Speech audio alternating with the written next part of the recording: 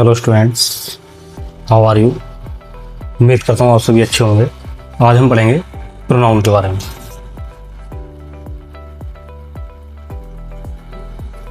Pronoun pronoun what is pronoun, pronoun क्या होता है। सबसे पहले इसकी definition. The word which is used in place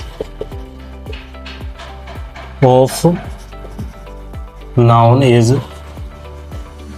called pronoun. The word which is used in place of noun is called pronoun. जो शब्द noun के स्थान पर यूज किए जाएंगे वो हमारे क्या कहलाएंगे, प्रोनाउन कहलाएंगे। For example, he, she, it, I, you, we, they, etc. ये हमारे क्या है, प्रोनाउन वर्ड है। अब इसको एक सेंटेंस समझते हैं। Rakesh is a good boy. Rakesh is a good boy. He is very intelligent. He is very intelligent. Rakesh is a good boy. Rakesh, बात कैसे चल रही है राकेश की, जो कि क्या है, हमारा नाउन वर्ड है। अब मैंने क्या कहा, जो शब्द नाउन के स्थान पर यूज होंगे वो क्या कहलाएंगे, प्रोनाउन कहलाएंगे। तो हमने राकेश की जगह, इस नाउन की जगह हमने प्रोनाउन इसका क्या यूज करा, ही। तो ही वर्ड जो है यहाँ पर क्या है, हमारा प्रोनाउन है। तो स्टूडेंट्स, जो शब्द नाउन के स्थान पर हमारे यूज होंगे वो कहलाएंगे हमारे प्रोनाउन। अब बात करते हैं इसके काइंड्स की। Kinds of pronoun. Kinds of pronoun, first kind इसका पर्सनल प्रोनाउन।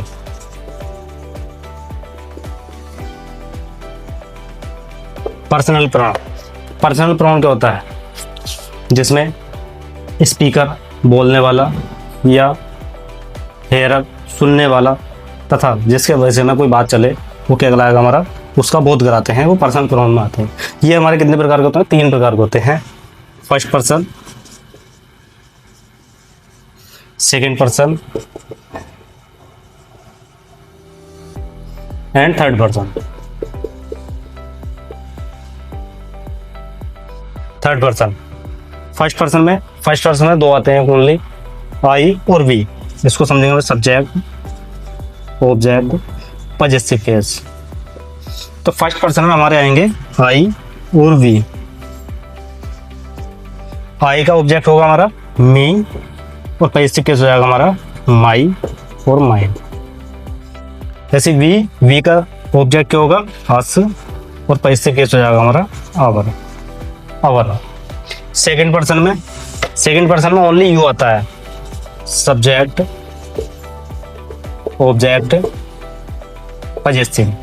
यू आता है ओनली सेकंड पर्सन में, सब्जेक्ट यू, ऑब्जेक्ट भी यू का यू रहेगा, पजेसिव केस योर। अब बात करते हैं थर्ड पर्सन की। थर्ड पर्सन में subject, object, possessive. Third person में आते हैं हमारे he, she, it and they. He, she, it, they. अब हम बात करते हैं ही का ऑब्जेक्ट क्या होता है, हमारा हिम, और पजेसिव केस होता है इसका हिज। सी का ऑब्जेक्ट होता है हर, और पजेसिव केस का होता है हर, होता है पजेसिव केस इसका। इट का ऑब्जेक्ट इट रहेगा, पजेसिव केस रहता है इट्स। दे का ऑब्जेक्ट होगा हमारा देम, और पजेसिव केस हो जाएगा इसका देयर। तो ये हुआ हमारा पर्सनल प्रोनाउन। अब second person,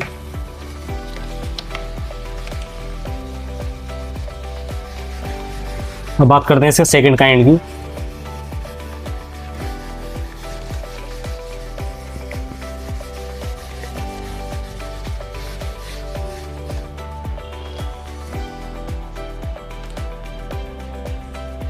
demonstrative,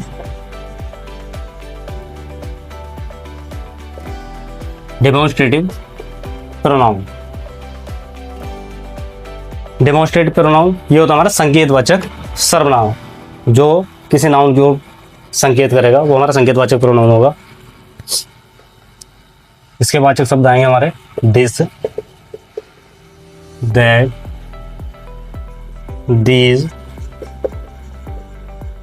those. For example, this is a big house. This is a big house, यह घर कैसा है, बहुत बड़ा है, यह घर बड़ा है। ये क्या कर रहा है, संकेत कर रहा है हमारा, this is a big house. These are flowers, these are flowers. यहाँ पर जो दीज है ये क्या कर रहा है हमारा, संकेत कर रहा है कि ये क्या है, हमारे फूल हैं। अब नंबर 3 बात करते हैं हमारी interrogative pronoun. Interrogative pronoun, interrogative pronoun जो हमारे प्रश्न पूछने के लिए यूज किए जाते हैं, जो word what, which, who, whose, why, etc.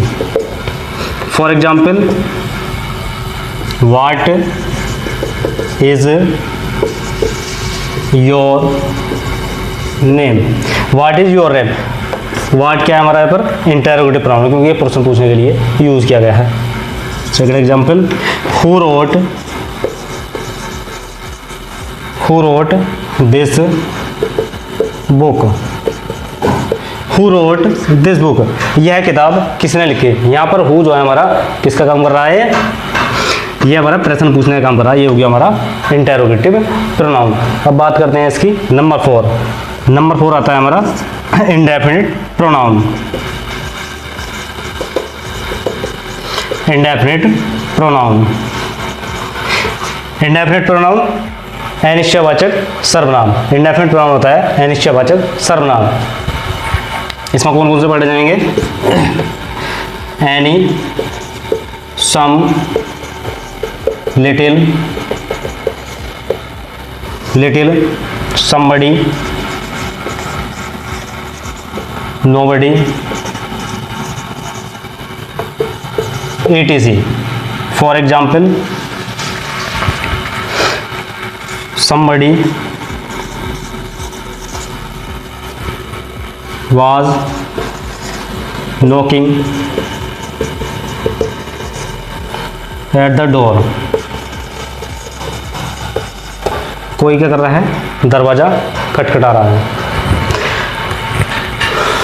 ठीक है, अब बात करते हैं नंबर 4।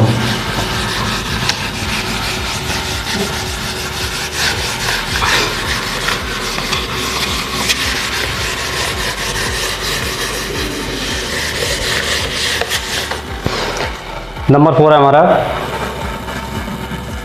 नंबर 5 सॉरी, नंबर 5 है रिफ्लेक्सिव प्रोनाउन।